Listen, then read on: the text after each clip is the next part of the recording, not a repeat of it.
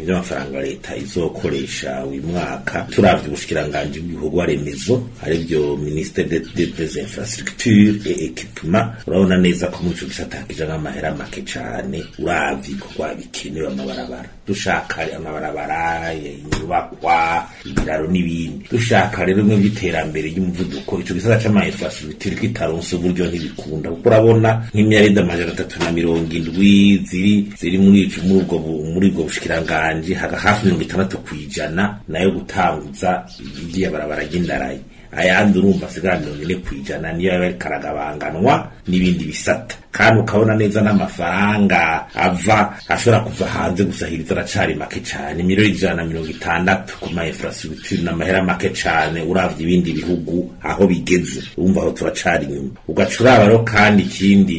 ibikorwa remezo taja muri iyo ntegura amafaranga rizokoresha nta mubona ibintu by'amastade bari karubakwa haro nyubakwa zimwe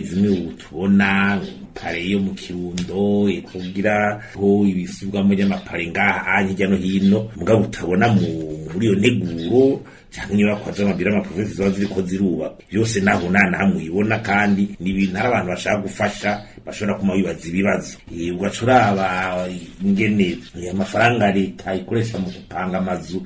mari menshi miliyari 5 ukaraba